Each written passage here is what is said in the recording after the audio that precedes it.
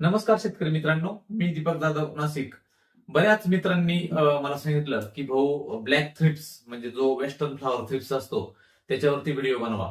कारण मिरची सेगमेंट जे आहे त्याच्यामध्ये मग तिखट मिरची असेल, पिकॅडोर मिरची असेल, ओमेगा मिरची असेल किंवा जाड जी मिरची असते त्या सेगमेंटमध्ये असेल किंवा सिमला मिरची असेल किंवा कलर शिमला असेल, सगळ्या कुठलीही मिरची वर्गातील पिकामध्ये ब्लॅक थ्रिप्स हा मोठ्या प्रमाणावर येतो आणि 100% नुकसान होऊ शकतं. तर बघा मित्रांनो, ब्लॅक थ्रिप्सचा इतिहास जर जाणून घ्यायचा असेल आपल्याला तर साधारणपणे आपल्याला मागील काही वर्षात जावं लागेल. जेव्हा आम्ही 2006 मध्ये प्रथम मिरची लावली होती, तेव्हा शिमला मिरची नवीनच शेडनेटमध्ये प्रयोग हे जिल्ह्यात आमचे होते, काही शेतकऱ्यांचे, माझ्या मित्रांचे. आणि तेव्हा कुठेतरी 2005-6 मध्ये लागवडी सुरू झाल्या होत्या. म्हणजे लागवडी म्हणण्यापेक्षा अत्यल्प होत्या त्या, खूपच कमी याच्यात. आणि त्या 2005 ते 6 पासून ते 2025 पर्यंत आम्ही शिमला मिरचीच लावत आलो. तर जवळजवळ प्रदीर्घ असा मोठा 17-18 वर्षाचा कालखंड शिमला मिरची मध्ये माझा झाला.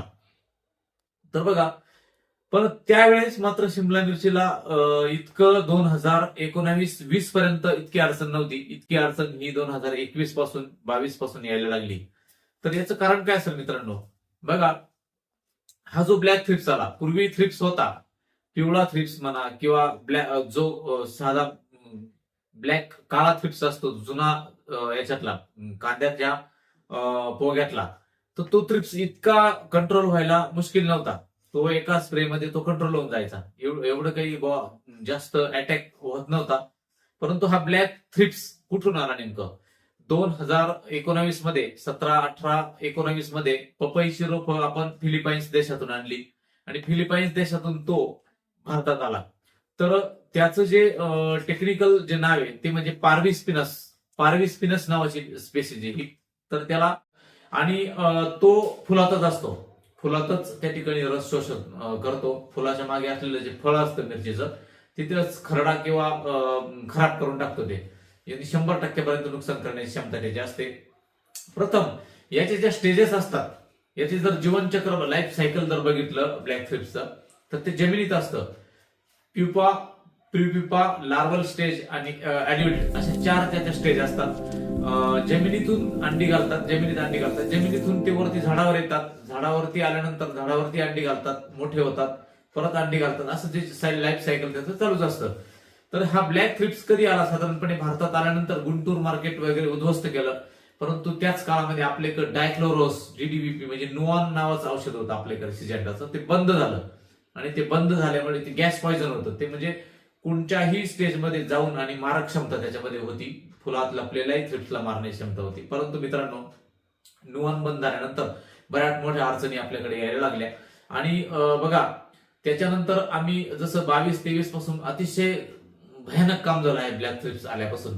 नुऑन गेल्यानंतर कुठल्याही औषधाला दाद देत नाही वेस्टर्न फ्लॉवर थ्रिप्स. ज्या मल्टीनॅशनल कंपन्या आहेत, सिजेंटा, बायर, कॉर्टेवा, BASF आणि अन्य ज्या काही अजून मल्टीनॅशनल कंपन्या आहेत, या सगळ्या कंपन्यांच्या R&D त्याच्यावरती रिसर्च करताय, परंतु त्याच्यावरती मॉलिक्यूल अजूनही सापडत नाही.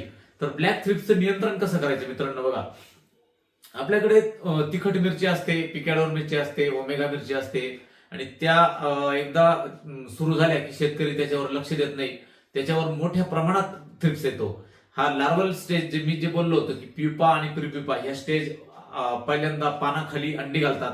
त्या ठिकाणी पान अगदी खराब करतात, पिवळं पडतं पान जळल्यासारखं वाटतं आणि त्यानंतर ते फुलात जातात. तर असा त्याचा एवढा भयानक उद्रेक असतो. तर ह्या पद्धतीने तुम्ही मायक्रोस्कोप खाली बघू शकता. असा 4-5 वर्षात आपल्याकडे तो पसरला. तर ह्या थ्रिप्स वरती कंट्रोल करण्याकरता आज तरी मार्केटमध्ये R&D जे आहे, सगळ्याच कंपन्यांच्या जे काही जुनी केमिस्ट्री मधले जी काही केमिस्ट्री किंवा नवीन केमिस्ट्री, परफेक्ट असं औषध त्याच्यावरती नाहीये.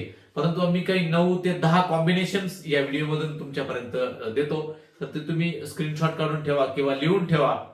आणि बघा, ब्लॅक थ्रिप्सला कितीही भारी स्प्रे घेतला, नवीन जी केमिस्ट्री आली आता, सिमोडिस, एक्सपोनस, ग्रासिया, ब्रोफेया, अल्टिमेअर, इलेक्ट्रो वगैरे ह्या ज्या नवीन आल्या आहेत, त्याच्यामध्ये आयसोसायक्लोसिरम, नंतर फ्लुक्झामेटामाइड किंवा ब्रोफ्लॅमिडाइड हे जे नवीन नवीन मेटाडायमाइड केमिस्ट्री आहे ही देखील जास्त दिवस काम करत नाही. बेनिविया देखील जास्त दिवस काम करत नाही किंवा त्याच्यावरती जो डेलिगेटचा कंटेन आहे स्पिरिटायरम तो देखील त्याच्यावर दीर्घकाळापर्यंत काम त्या ठिकाणी करत नाही. तर मग त्याच्यात काय घेतलं पाहिजे, तर मी जे काही 9-10 कॉम्बिनेशन दिलेले आहे त्याच्यामध्ये बघा आपल्याला सगळ्यात महत्त्वाचे म्हणजे इंटिग्रेटेड पेस्ट मॅनेजमेंट. त्या ठिकाणी नीम पेंड, नीम तेल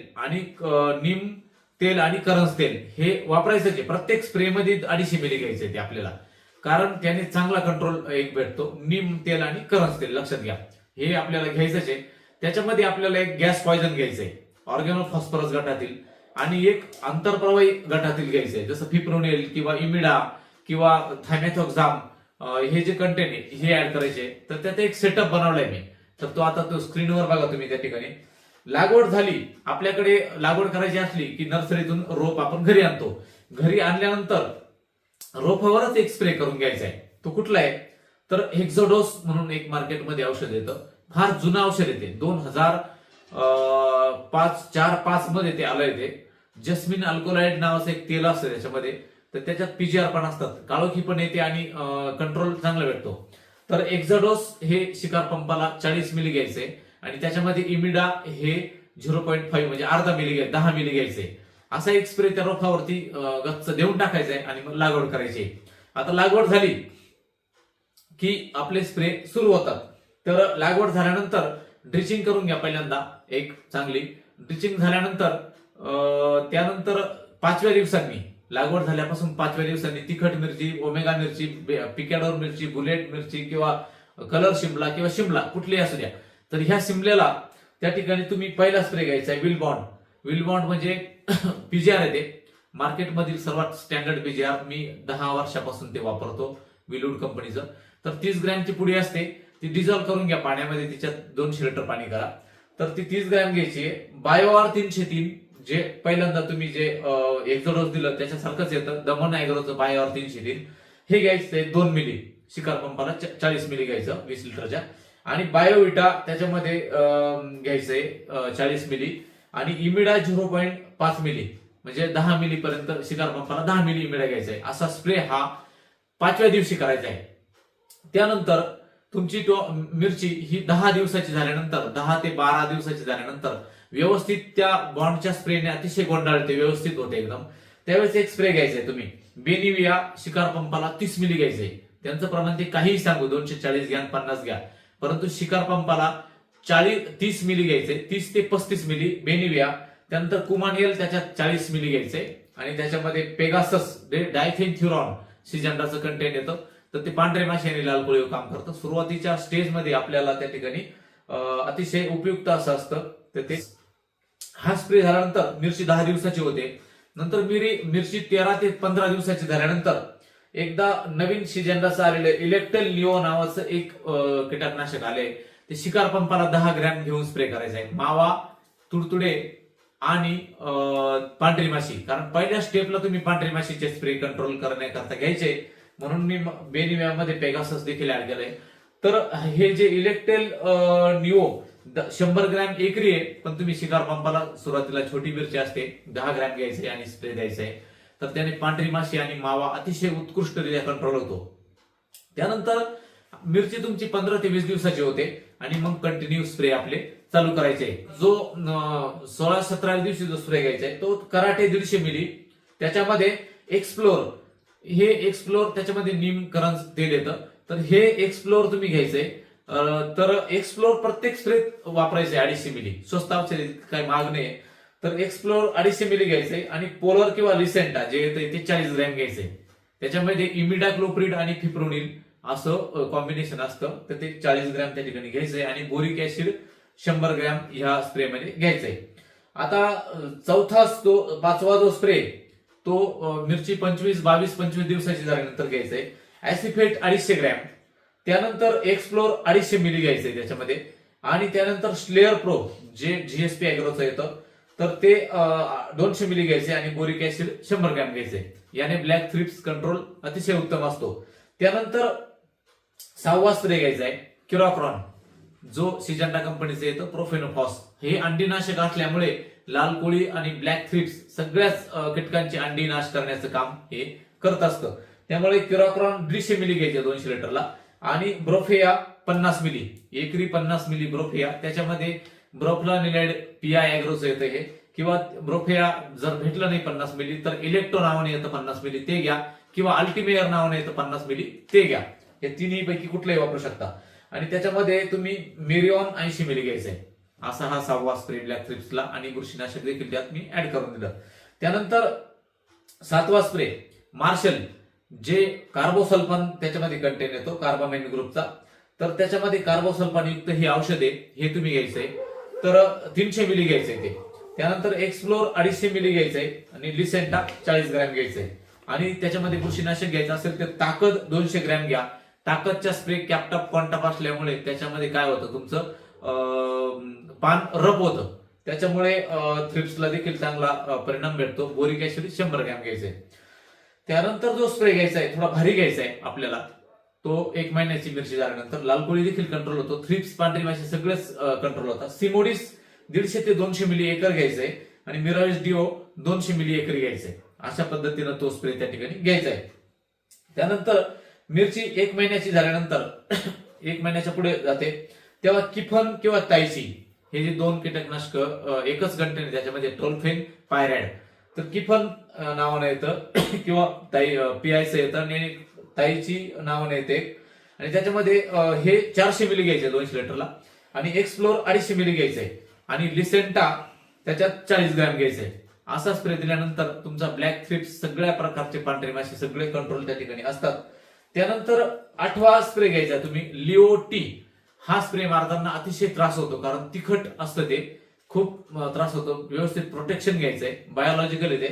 लिओ टी 250 मिली घ्यायचंय आणि त्याच्यामध्ये ऍसिफेट 250 ग्रॅम घ्यायचंय आणि इमिडा 100 मिली. असा हा तुमचा 8वा 9वा स्प्रे होतो. त्यानंतर शेवटचा 10वा स्प्रे घ्यायचाय मिओथ्रिन 300 मिली आणि त्याच्यामध्ये अल्टिमेयर 50 ml घ्यायचंय आणि ताकद 250 ग्रॅम. असा स्प्रे तुम्ही ऍड करायचा आहे. पान रफ होतं, ब्लॅक थ्रिप्स थांबतो, त्यानंतर तुडतुडे, जास्तीत सॅफिड सर्व त्या ठिकाणी कंट्रोल होतात. असे 9 ते 10 स्प्रे मी त्या ठिकाणी सांगितले मित्रांनो. तर ब्लॅक थ्रिप्सला एक लक्षात घ्या, तुम्ही एक जर भारी स्प्रे दिला आणि 10 दिवस जर स्प्रे दिला नाही तर भरपूर प्रमाणात तुम्हाला ब्लॅक थ्रिप्स त्या ठिकाणी येऊ शकतो. म्हणून 3-4 दिवसाच्या डिस्टन्सने स्प्रे घ्या. भले तुम्ही प्रमाण कमी करून घ्या, 200 ते 500 घ्यायचं 200ला तर 250 घ्या, परंतु 3-3, 4-4 दिवसाच्या अंतराने मिरचीला जर स्प्रे घेतले तर तुमची मिरची ही 100% त्या ठिकाणी निरोगी राहील. फुलामध्ये कसलाही थ्रिप्स येणार नाही. आणि जर एखाद्या जर दुसरा प्लॉट जर संपत आलेला असेल मिरचीचा, तर त्या बाजूला जे मेलॅथिओन किंवा फेनवेलरेट नावाची जी पावडर भेटते कीटकनाशक, तर पार्टिशन म्हणून दोन्ही प्लॉटच्या मध्ये टाकून द्यायची आहे. आणि अशा प्रकारे ब्लॅक थ्रिप्सचा हा कंट्रोल तुम्ही करायचा आहे. तर मित्रांनो बघा, आज 9-10 स्प्रे सांगितले. हे कॉम्बिनेशन अतिशय जबरदस्त आहे. फक्त प्रमाण आणि इतका खर्च काही त्याच्यात जास्त नाही, कारण प्रमाण आपण कमी घेतले. तुम्ही असाही स्प्रे देतातच. आणि जर ब्लॅक थ्रिप्स आला तर त्या 10 स्प्रेचे एकाच खोड्यात नुकसान तुमचं होऊन जातं. म्हणून ब्लॅक थ्रिप्स पासून अशा पद्धतीने तुम्ही तुमच्या मिरचीचं हे करायचंय. आणि बघा, अशा पद्धतीनं जर सोशल मीडियावर अनेक ब्लॅक थ्रिप्सचे तुम्हाला व्हिडिओ सापडतील. हे अनेक हजारो व्हिडिओ आहे, परंतु माझा जो काही प्रॅक्टिसच्या अनुभवातून मी तुम्हाला हे सांगितले, तर त्या ठिकाणी वेगवेगळ्या सोशल मीडियावर तुम्ही बघतात की कन्सल्टन्सी चालतात, ऑनलाईन कन्सल्टन्सी चालतात, याच्यामधून हजारो रुपये शेतकऱ्यांकडून घेतले जातात. आपल्याकडून काही नाही, फक्त चॅनल आपल्या त्या ठिकाणी सबस्क्राईब करायचं आहे आणि सगळ्यांना हा व्हिडिओ शेअर करायचा आहे. धन्यवाद.